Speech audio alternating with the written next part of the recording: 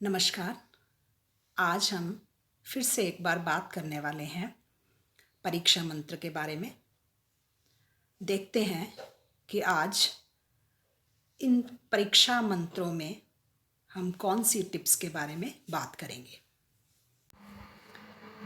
हमने कल बात की थी कि परीक्षा लिखित होती है, मौखिक नहीं। ये हम केवल विश्वविद्यालय परीक्षा के बारे में बात कर रहे हैं, अन्य परीक्षाओं के बारे में नहीं, क्योंकि जो साक्षात्कार होते हैं वो मौखिक भी होते हैं। लेकिन हम विशेष रूप से विश्वविद्यालय परीक्षाओं पर फोकस करके ये सीरीज में परीक्षा मंत्रों की चर्चा कर रहे हैं। कल हमने जिस मंत्र के बारे में बात की थी वह थी कि हम मौखिक रूप से जिस विषय को बहुत अच्छी तरह से याद कर लेते हैं और बड़ा आत्मविश्वास हमारे अंदर होता है, लेकिन लिखित रूप से जब हम उस विषय को लिखते हैं, उसका वर्णन करते हैं, तो कहीं ना कहीं हम पीछे छूट जाते हैं। और कारण ये है कि हमने उसको लिखित रूप से अभ्यास में नहीं लिया। लिखित रूप से अभ्यास कैसे किया जाए, यह अपने आप में एक अलग विषय है। तो आज हम चर्चा करते हैं इसी विषय के बारे में। तो आज हम इसी विषय पर बात करेंगे कि हम लिखित अभ्यास कैसे करें और भाषा की शुद्धता को किस तरह से बनाए रखें।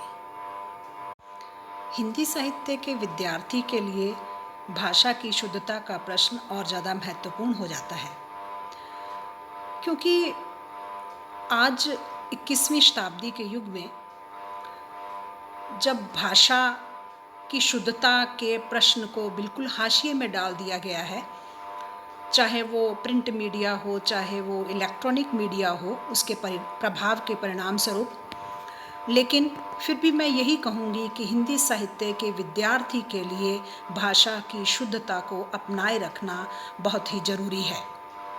क्योंकि वो हिंदी साहित्य का विद्यार्थी है, इसलिए उसकी भाषा, लेखन और शैली में एक अतिरिक्त सुरक्षा, एक अतिरिक्त स्वच्छता, एक अतिरिक्त सावधानी, एक अतिरिक्त शुद्धता की नितांत आवश्यकता है।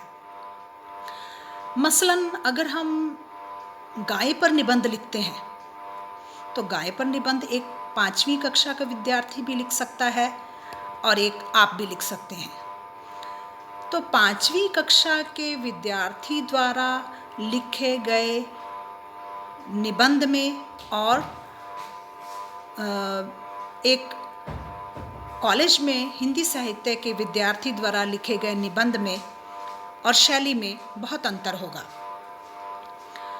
5वीं कक्षा का विद्यार्थी उसका केवल शारीरिक वर्णन करेगा कि गाय के 4 पैर होते हैं, 2 सींग होते हैं, हमें दूध देती है, दूध से पनीर बनता है, दूध से मिठाई बनती है, वगैरह वगैरह।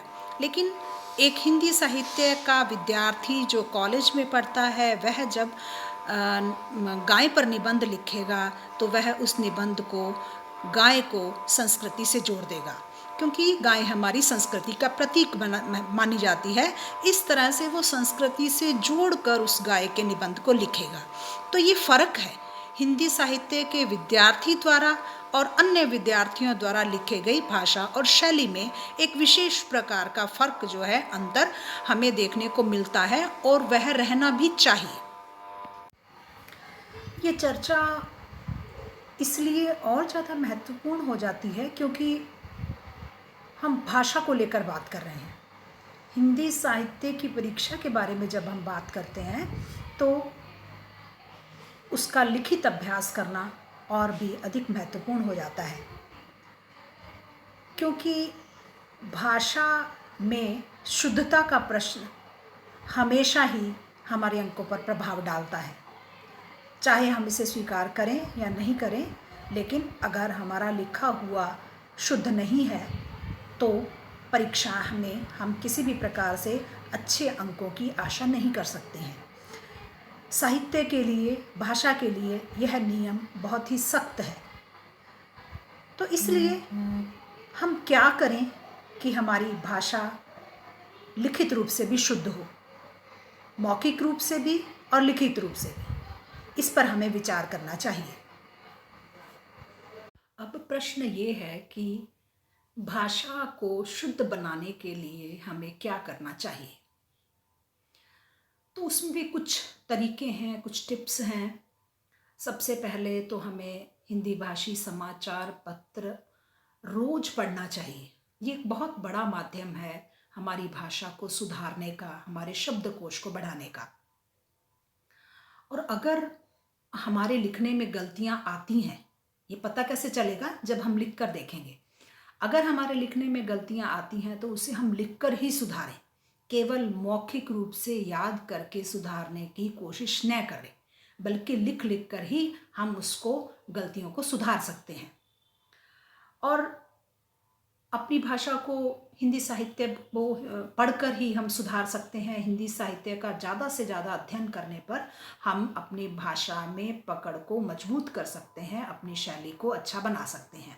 इसका एक और बहुत आसान तरीका है कि हम हिंदी के उपन्यास पढ़ें, क्योंकि अगर हम कविता, आलोचनात्मक कुछ पढ़ेंगे तो हमें उसमें इतनी रुचि नहीं आती है।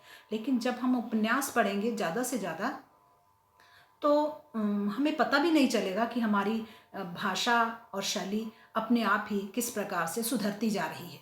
और हमें बहुत ज़्यादा मेहनत और बहुत ज़्यादा प्रयास करने की भी आवश्यकता नहीं पड़ेगी।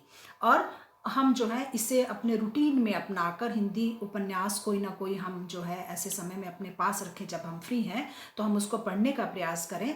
तो उसको पढ़ते पढ़ते ही हमारी भाषा शैली जो है वो अपने आप अच्छी होती चली जाएगी। और साहित्यिक पत्र पत्रिकाएं बहुत सी आती हैं, हम पुस्तकालय में देख सकते हैं। हम जो है वो जिला पुस्तकालय में देख सकते हैं। पत्र पत्रिकाओं को घर पे भी मंगवा सकते हैं, जिनको पढ़ने से हमारा जो भाषा पर अधिकार है वो उत्तरोत्तर और ज़्यादा अच्छा होता चला जाएगा। भाषा को सुधारने का, उसे शुद्ध बनाने का एक बहुत ही महत्वपूर्ण तरीका है कि हम अपने शब्दकोश को बढ़ाएं। अगर हम हिंदी भाषा पर अपना अधिकार जमाना चाहते हैं तो हमारे पास हिंदी के बहुत नए शब्दों का और शब्दकोश में अनेक शब्दों के भंडार का होना अत्यंत आवश्यक है। इसके लिए हम छोटा सा काम कर सकते हैं कि प्रत्येक दिन हम 10 शब्द, अगर हम 10 शब्द नहीं सीख सकते तो कम से कम 5 हिंदी के नए शब्द अवश्य सीखें। और हम देखेंगे कि धीरे धीरे हमारे शब्दकोश में अभिवृद्धि होती जा रही है। और ये जो शब्द हैं वो हमारी भाषा को, शैली को सुधारने में बहुत काम आते हैं। क्योंकि हिंदी भाषा के विद्यार्थी होने के नाते हमारा हिंदी का शब्द भंडार भी असीमित होना चाहिए। तभी हम अपने लेखन में नई चीज़ें ला सकते हैं, नए तरीके से उसको प्रस्तुत कर सकते हैं। तो ये एक बहुत बहुत महत्वपूर्ण तरीका है अपनी भाषा को सुधारने का, कि ज़्यादा कुछ नहीं करना है इसके लिए। बस हम रोज़ 5, कम से कम 5 शब्दों को, और ज़्यादा से ज़्यादा भी कर सकते हैं, एक रूटीन बना लें, संकल्प ले लें, 5 नए हिंदी के शब्द रोज़ अपनी डायरी में लिखें और लिखकर उसका अभ्यास करें। तो आज के लिए इतना ही। पढ़ते रहिए, लिखते रहिए।